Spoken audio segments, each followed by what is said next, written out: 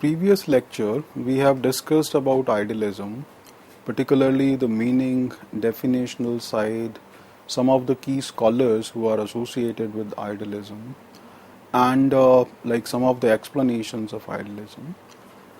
Now we'll discuss some of the key assertions of idealist scholars. The first is, idealist scholars, they believe that human nature is good.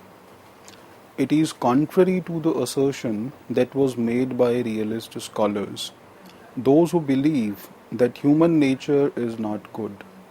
Rather, human nature is negative. There are many negative tendencies of the human nature. For example, human beings, they believe human beings are violent. Human beings are ambitious. They have ambitions and they want to expand, they want to grow. Human beings, they want more powers, right? And all these human beings are also selfish, and all these things are also reflected in the behavior of state. This particular idea that human beings have many negative characteristics, it was time and again highlighted by many realist scholars such as Thucydides, Hobbes, Machiavelli, Morgenthau, etc. But idealist scholars, they believe that human beings are good by nature. There are many good characteristics that human beings possess. Rather, they believe that most of the human beings, they are peaceful, they are rational, and they acknowledge and want to pursue work in the direction of harmony of interest. They acknowledge this thing that an harmony of interest exists among people despite so many odds and differences. They also believe that it is very much possible to pursue, to work in that direction. Rather, some of the idealist scholars, they believe that this cooperation is inevitable. Without this, human beings cannot progress. Second important thing that idealist scholars highlight is that they stress the existence of a natural harmony of interest between all peoples.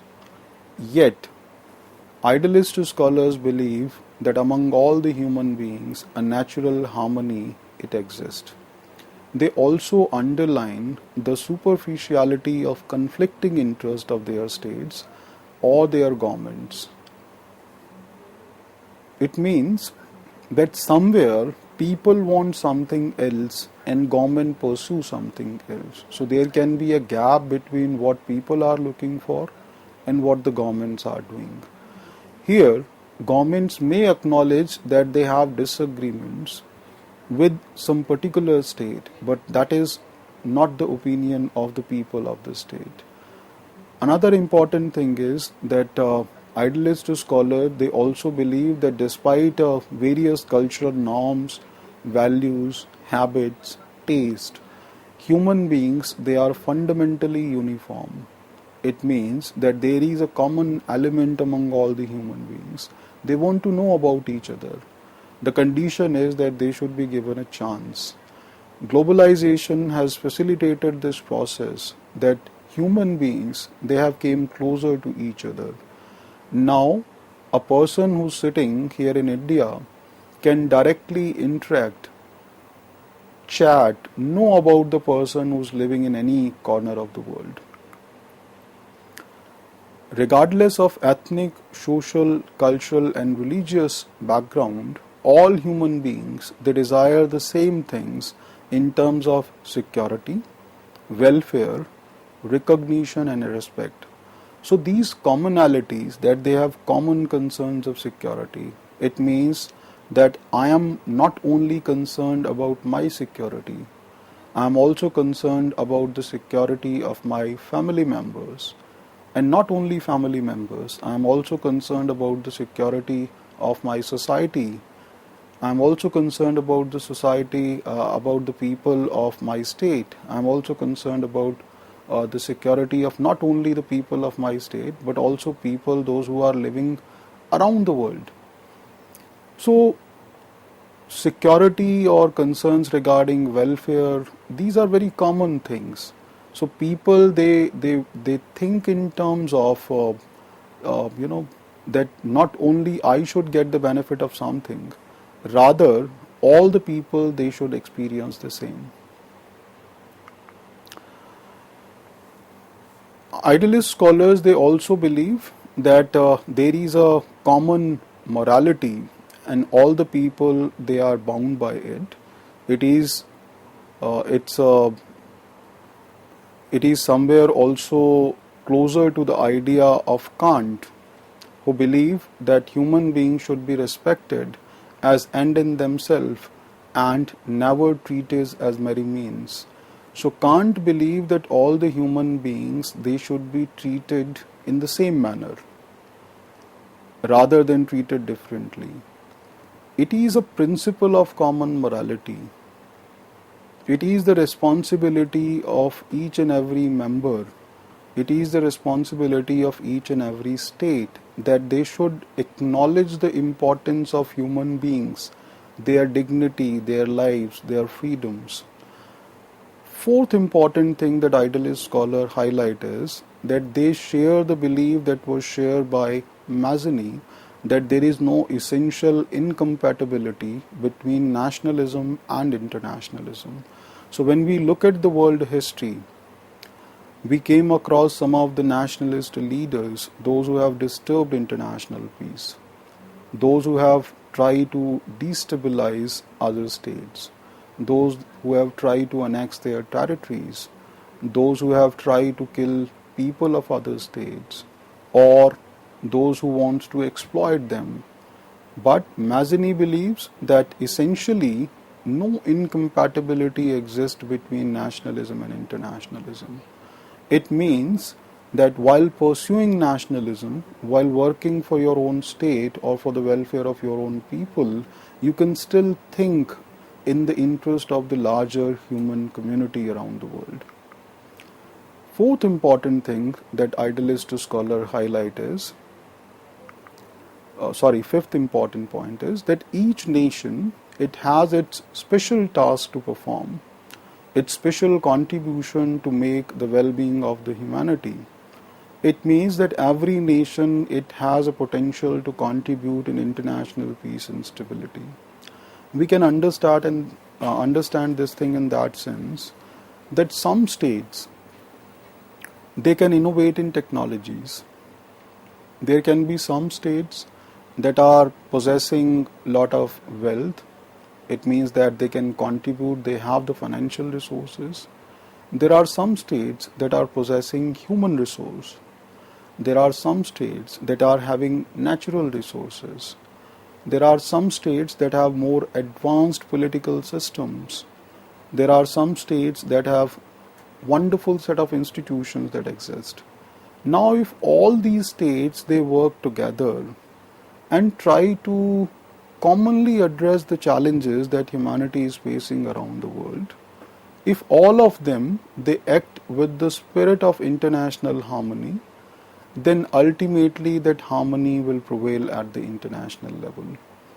This particular doctrine, it provided the philosophical basis for President Woodrow Wilson's campaign to put national self-determination as at the heart of 1919 peace settlement.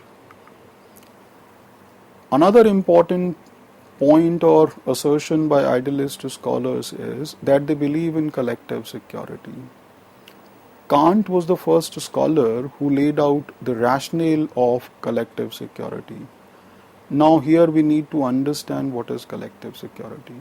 So collective security means having or taking collective responsibility and also taking collective action against the aggressor. It also acts as a deterrent. It deter anyone whosoever try to destabilize or disturb peace. Sometimes it happens that a powerful state takes action against a weaker state. Now it is the responsibility of international community that they should come together, take it as a common threat, have a common opinion about the aggressor, and they should also take collective action against the aggressor. By doing this, Those who want to disturb the peace, they will get discouraged. Apart from that, collective security will also act as a very strong deterrent. Idealist scholars, they also emphasize that the power of reason can overcome the prejudices and the intentions or the plans of the various sinister forces. Idealist scholars, they believe that the spread of education, democracy, including increasing democratic control of foreign policy, will empower world public opinion and make it a powerful force that no government can resist. By saying this, idealist scholars believe that democratization can also be one of the solutions that may establish peace. They also believe in spreading education because when people will be educated, they'll be able to question, they'll be able to challenge the decisions of their own government if they are irrational, if they are destabilizing, if they go against humanity. Another important thing is that democratic systems, they are quite conducive to healthy public opinions. So when people will have healthy public opinion, then again they will collectively act against the powerful forces, those who wants to destabilize the things. Idealist scholars also believe that war is a disease in international body politic. It means that somewhere they acknowledge that wars should be discouraged. Any kind of war or conflict should be discouraged. Contrary to the interest of all, wars, they give importance to certain select interest. So wars are not in the interest of humanity. Rather, wars act or serve the interest of certain select number of people, those who are heading some state. They may be part of some governments. They also believe that war is destructive in nature. War is on anti-progress. War is anti-development. War is anti-human. War is anti-nature. War is against the environment. So war takes the humanity backward. War not only destroys human relations, not only leads to the loss of human lives, not only push a country, make a country economically backward, it also destroys environment and puts a question mark on the sustainability of life, sustainability of human beings on this earth. According to J.A. Hobson, he said, imperialism was the product of a sectional interest, certain financiers and industrial magnates manipulating the press, public opinion, and politicians of industrialized societies in order to attain their self-interested goals. So, as we all know that, in the world, many countries, they have faced colonialism and imperialism. At one point of time, certain select group of countries, primarily centered in Europe, they have dominated the rest of the world. Idealist scholars also believe that international organizations are a very helpful mechanism to deal with the problems of peace and stability. They also believe in internationalism. Idealist scholars, they emphasize the importance of universal bodies such as the League of Nations during the interwar period and United Nations in galvanizing and organizing world public opinion after World War II. Although somewhere they also acknowledge that these international organizations should also be reformed from time to time, so that states, they'll have their faith intact in those bodies. Idealist scholars also believe that peace is possible. Now sometimes it comes as a very powerful challenge, and sometimes we lose hope and faith by seeing all the kind of actions that are going on, all the kind of alliances and counter alliances that are built. But idealist scholars are quite optimistic and hopeful about peace.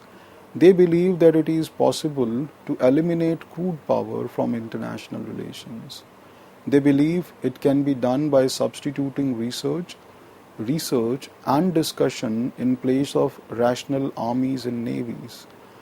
It means that they want to give importance to research, they want to give more importance to reason and discussion rather than investing money, diverting economic resources towards national armies and navies or building their armed forces. They also believe that that the issue of international peace and security is not necessarily an international issue or an inevitable issue. Rather, it has been made so. So, if the states will start cooperating, if they will have an alternative vision, then they might not fall in the trap that has been created, where states are forced to believe that security is their primary concern, and in any case, they must pursue it. Idealist scholars also believe in compulsory adjudication of disputes, national disarmament, open diplomacy, and international colonial accountability. These were some of the most cherished policy prescriptions of interwar idealists. So they have given this suggestion that if in future you don't want to repeat a world war, then all these things must be done. All the disputes that are existing between states, there should be compulsory adjudication in these disputes. National disarmament should be adopted. Diplomacy should be open so that secret alliances can be discouraged. And international colonial accountability of states should be fixed. So whosoever dominated others, their accountability should also be fixed. Idealist scholars, like some idealist scholars, they even went further and they have even called for the creation of an international police force and complete international oversight of armaments production, diverting the military budgets for development purposes. Now, all these ideas may seem too impractical to us, but we have seen in case of European Union that countries that were one of the biggest enemies historically, they have come together, they have created a common organization, they have decided to shed some of their sovereignty, they have also decided to cooperate with each other, they have agreed to common parliament, they have agreed to many common issues, common security policies, etc., etc. So they have come together. It means that idealism is not wholly, totally impractical. The only condition is that states should readily, first they should acknowledge it and then they should work in that direction. Another important thing is that idealism can be seen as a substantive theory of international relations, which is generally associated with the claim that it is possible to create a world of peace. So when we see idealism as a substantive theory, it believes that international peace is possible. Idealism can also be seen as a social theory, which means that the claim that most fundamental features of society, it is social consciousness. So the most fundamental features of international society is social consciousness. It means that all the states, they are socially conscious. Idealist scholars believe that it is the ideas that shape how we see ourselves and our interest, the knowledge that we use to categorize and understand the world, the beliefs that we have of others, and the possible and impossible solutions to the challenges and threats that are around us. So sometimes states are made to believe that the condition at the international level is very critical and there are no alternatives, there are no alternative ways, no alternative paths. Rather, every state has to act in a particular manner if they have to deal with a problem. This particular idea was popularized by realist scholars in international politics. Idealism from that angle presents an alternative perspective where every state can interprets its own interest according to its own understanding about international reality, according to its own rationality, according to its own observations, according to its own priorities. It is not that idealism has not been criticized. It has also been criticized, and many scholars have criticized idealism. One of the main criticisms of idealism was given by E.H. Carr himself, and he has leveled that the idealist scholars, he in fact preferred to call them utopians, they have underestimated the role of power in international politics. So idealist scholars here believe that power is not, or pursuing power is not the primary goal of a state. Rather, the possibility of cooperation always exists. Undeniably, the possibility of cooperation always exists, but we also cannot deny the fact that all the states, they kept on pursuing power. Idealism also overestimated the role, both the actual and potential role of law, morality and public opinion. So idealism believe that all these things, they act as a check on the behavior of state. But in reality, if you see, then many states, they take many kind of actions.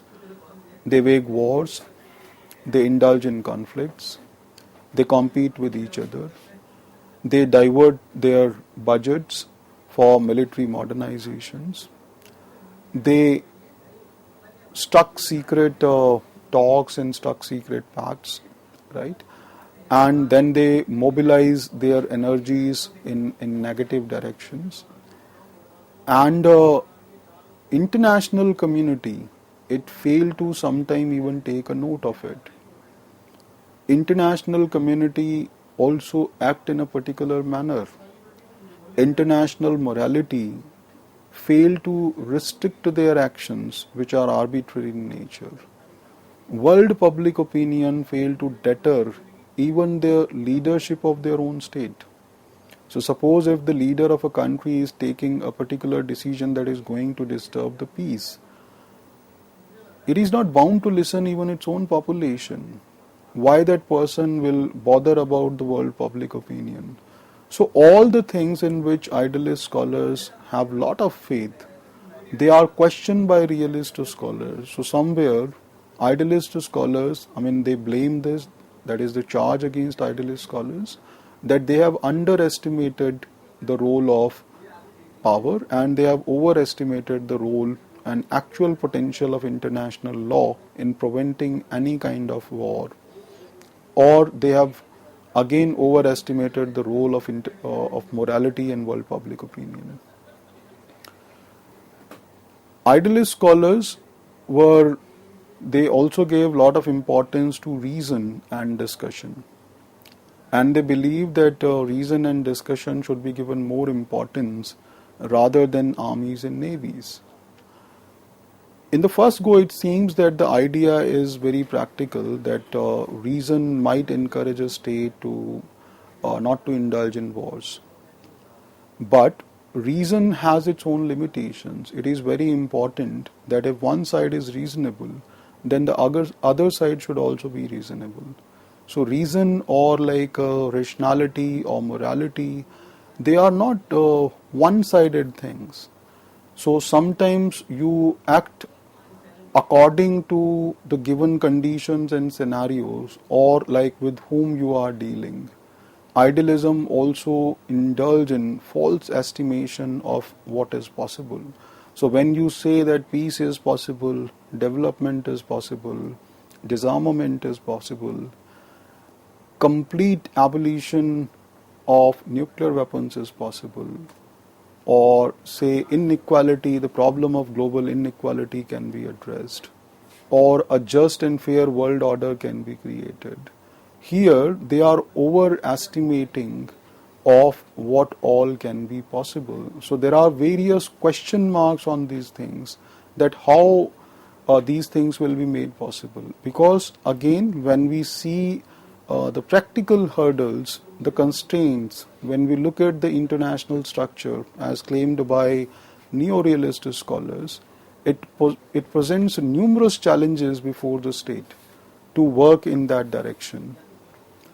Realist scholars, they primarily attacked idealism or criticized idealism, and they call them that these are the intellectual descendants of interwar phase, those who are advocating global governance, cosmopolitan democracy, and those who gave a lot of or much power to United Nations. So realist scholars, they often criticize idealism, that idealism, it emerges since during the interwar period. So they believe that the interwar conditions, they lead to idealist scholars to reach on some conclusions. But when you try to match those conclusions with the international reality, then there are a lot of gaps. Idealist scholars also ignore the power and interdependent interstatedness of independent nations. They also believe that reason in international politics, it is a kind of emotional appeal, and the states, they tend to act in their national interest.